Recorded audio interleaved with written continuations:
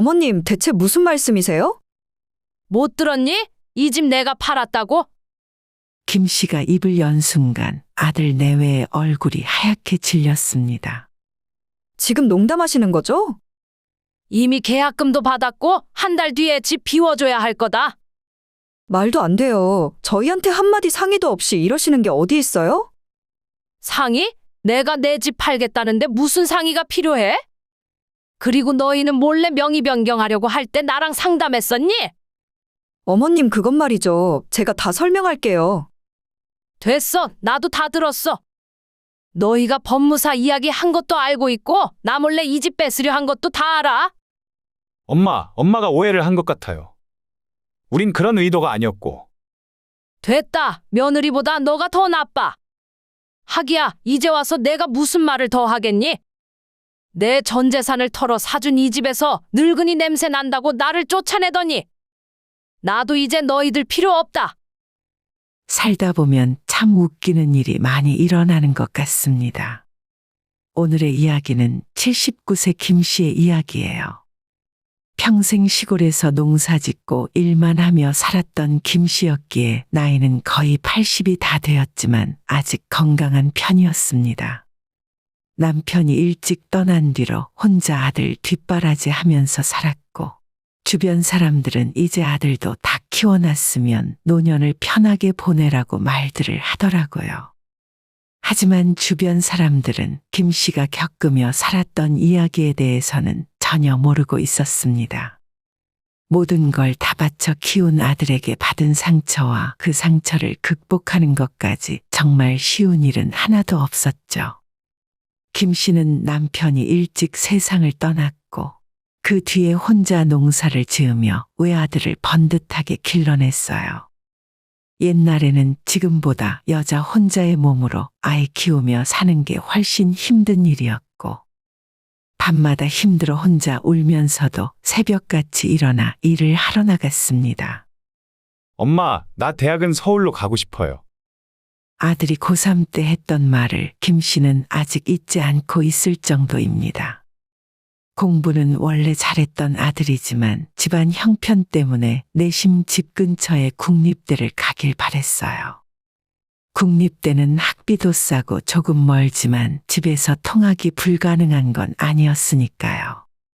하지만 아들의 입에서 서울로 대학을 가겠다는 말이 나오자 김 씨는 심장이 쿵하고 떨어지는 느낌이 들었습니다. 그래, 우리 아들 정도면 서울에서 대학 다니는 것이 당연하지. 항상 전교에서 상위권 성적을 놓치지 않았던 아들이었기에 김 씨는 애써 웃으며 대답했지만 마음은 무거웠어요. 시골 가난한 농사꾼의 수입으로 서울에 있는 사립 대학 등록금과 생활비를 어떻게 감당해야 하나 걱정이었습니다. 결국엔 남편이 물려주고 간 토지를 담보로 농협에서 대출을 받았고 평생 한 푼 두 푼 모아둔 적금까지 깨고 결혼할 때 받은 폐물까지 내다 팔 정도로 할 수 있는 모든 걸 다해서 아들의 등록금과 생활비를 마련할 수 있었습니다. 김 씨의 사정을 아는 이웃들은 그런 김 씨를 보며 뜯어말렸어요. 너무 무리하는 거 아니야? 그냥 국립대 가라고 해. 거긴 학비가 반값이잖아. 애들 서울로 보내고 집안 쫄딱 망한 사람들이 한둘이 아냐. 그래도 공부 잘하는데 아깝잖아요. 제가 그냥 서울로 가라고 했어요. 돈도 돈인데 하나밖에 없는 아들 멀리 떠나보내고 외로워서 혼자 어떻게 살려고 그래? 여러 가지 생각이 들었지만 한 번 결심한 이상 흔들리지 않았습니다. 아들의 꿈을 위해서라면 부모로서 무슨 일이든 하겠다고 생각했어요. 김 씨가 고생하는 걸 잘 알았던 아들은 서울에서도 혼자 열심히 공부했습니다. 대학 졸업하기 전에 이미 국내에서 최고라고 하는 대기업에 취직했고 월급도 엄청 많이 받는 소리를 듣고 정말 자랑스러웠어요. 내가 김씨 아들은 꼭 성공할 줄 알았다니까. 이 동네에서 가장 똑똑했잖아. 예전에 걱정하던 이웃들은 언제 그랬냐는 듯 말을 바꿔서 김 씨의 아들을 칭찬하고 부러워하더라고요. 마을 사람들이 아들 이야기를 꺼낼 때마다 김 씨는 너무나도 행복했습니다. 하지만 그 행복도 잠시였고 아들은 직장 생활을 시작한 지 겨우 3년 만에 회사를 그만두겠다 하는 겁니다. 엄마, 저 회사 그만두고 사업할 생각이에요. 무슨 소리야? 너가 지금 다니는 회사가 얼마나 좋은 곳인데? 남들은 들어가고 싶어 안달난 곳이잖아. 저는 처음부터 항상 제 사업을 하고 싶었어요. 확실한 아이템도 있고요. 아들이 회사를 나간다는 말을 듣고 있는데 눈앞이 캄캄해지는 기분이었죠. 퇴직금으로는 창업 비용이 부족하다는 아들의 말에 김 씨는 땅을 일부 팔아서 아들에게 보태주었습니다. 그로부터 몇 년 후 아들은 갑자기 결혼을 하겠다며 아가씨를 집으로 데려왔어요. 처음 보는 며느리는 참 예쁘고 똑똑해 보였습니다. 저희 오빠가 성공할 때까지 어머님이 물심양면으로 뒷바라지를 해주셨다고 들었어요. 며느리는 정말 착해 보였습니다. 멀리 떨어져 살다 보니 결혼한 이후로도 자주 만날 순 없었고 명절 때마다 한 번씩 내려오면 맛있는 것도 함께 먹고 며느리가 집안일도 도와주었어요. 첫 손주가 태어날 때는 김 씨가 서울로 올라가서 며느리의 산후조리를 도와주기도 했습니다. 아들이 결혼할 때 김 씨는 마지막으로 남은 논과 밭을 모두 팔아서 서울의 신혼집 아파트를 마련해 주었어요. 그때 며느리가 정말 고마워하며 앞으로 평생 효도하며 살겠다 하더라고요. 아들의 사업도 시간이 갈수록 잘 되어갔고 예쁜 손주도 생기고 이제 김 씨 인생에서 부족한 건 아무것도 없을 줄 알았습니다. 하지만 이런 행복도 아들의 사업이 크게 성공하면서 흔들리게 되었어요. 김 씨가 전화를 할 때마다 아들과 며느리는 바빠서 나중에 통화하자는 말을 했고 점점 연락이 뜸해지다가 명절에도 오지 않게 되었습니다. 아들, 이번 추석에는 내려오는 거 맞지? 아, 추석이 얼마 안 남았네. 죄송해요. 저 다음 주부터 해외 출장이라 추석 연휴에도 외국 나가 있을 것 같아요. 그래, 바쁘면 어쩔 수 없지. 명절마다 혼자 텅 빈 집을 지키는 것이 점점 힘들어졌습니다. 자기가 서울로 올라가 볼까 해도 며느리의 반응이 예전 같지 않은 것 같아 선뜻 용기를 내지 못했어요. 그러다 얼마 전 용기를 내어 아들에게 전화를 걸었고 주말에 자기가 서울로 한번 올라가면 어떻겠냐고 물었습니다. 아들, 토요일에 엄마가 너희 집에 한번 갈까? 김장김치도 가져다 줄 겸 해서. 잠시 침묵이 흐르더니 전화기 너머로 아들의 큰 한숨 소리가 들렸습니다. 꼭 오셔야 하면 어쩔 수 없죠. 알겠어요. 출발하시기 전에 말씀하세요. 그때 가지 말았어야 하는데 그래도 아들이 보고 싶어 올라갔던 서울 방문은 김 씨 인생에서 가장 마음 아픈 일이 되어버렸습니다. 아침 일찍 출발해 점심시간이 지나서야 아들의 집에 도착했고 초인종을 눌렀더니 며느리가 현관문을 열고 맞이했어요. 어머님, 여기 어쩐 일이세요? 마치 김 씨가 올 줄 몰랐다는 듯 며느리는 당황한 얼굴이었죠. 우리 아들이 미리 말 안 했니? 오늘 집에 와도 된다고 해서 온 건데. 아, 남편이 이야기하긴 했었는데 제가 깜빡했어요. 그게 오늘인 줄은 몰랐네요. 집에 들어오라는 말도 없이 현관에 엉거주춤 서서 나누는 대화가 김 씨의 마음을 무겁게 만들었습니다. 예전 같았으면 시골에 내려올 때마다 어머님이라고 부르며 달려오던 며느리였는데 이제는 집에 찾아온 잡상인을 대하듯 반가운 기색이 전혀 없었습니다. 일단 들어오세요. 짐이 많으시네요. 이게 다 뭐예요? 며느리는 마지못해 집 안으로 안내했고 김 씨의 짐을 건네받으며 코를 찡그렸어요. 김장김치랑 동치미 좀 가져왔다. 너 동치미 좋아하잖아. 아, 저희 요새 그런 거 잘 안 먹어요. 매일 건강식으로 먹느라 짠 건 질색이거든요. 며느리는 김 씨가 준 반찬 보따리를 냉장고도 아닌 베란다 밖으로 내놓았습니다. 그날 저녁 며느리는 김 씨에게 짜장면을 배달시켜 주었어요. 샐러드는 입에 안 맞으실 것 같아서 짜장면 시켰는데 괜찮으세요? 그리고 오늘 주무시고 가실 거죠?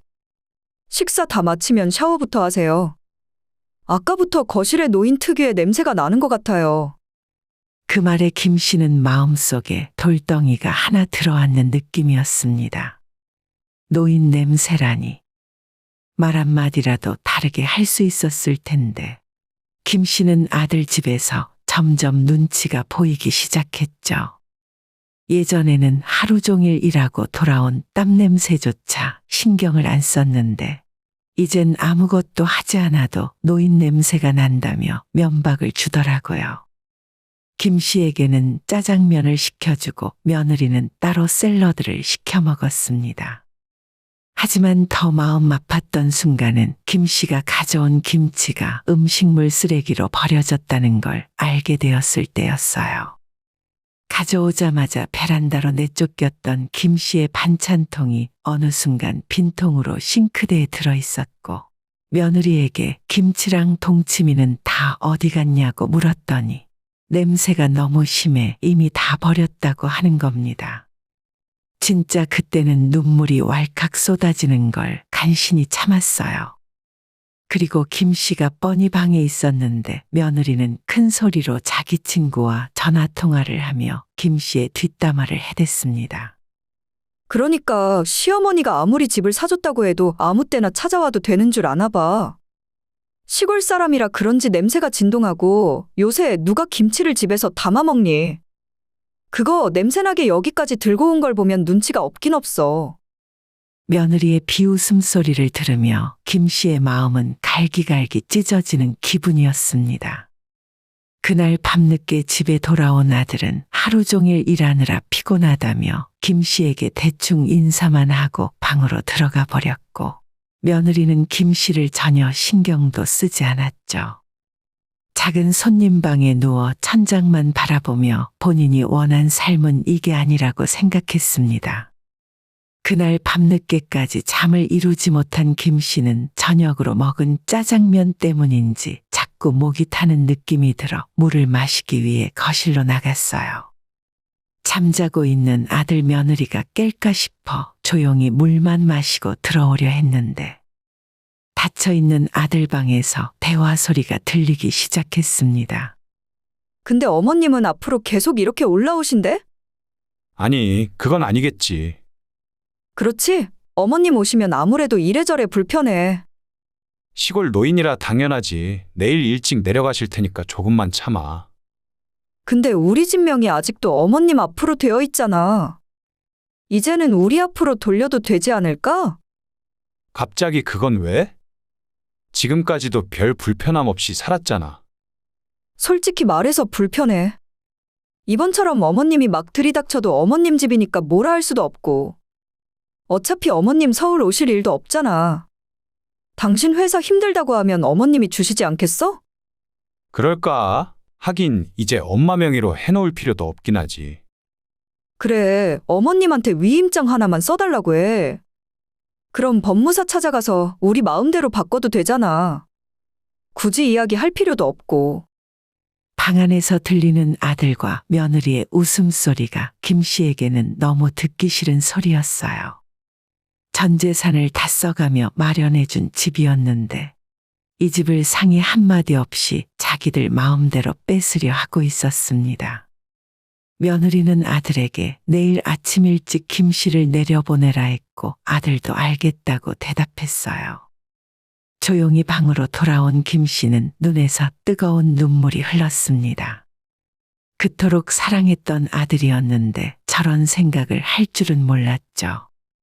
모든 걸 다 바쳐 키운 아들이 김 씨를 배신하는 걸로 모자라 재산까지 몰래 가로채려고 하다니 더 이상은 안 되겠다고 생각했습니다.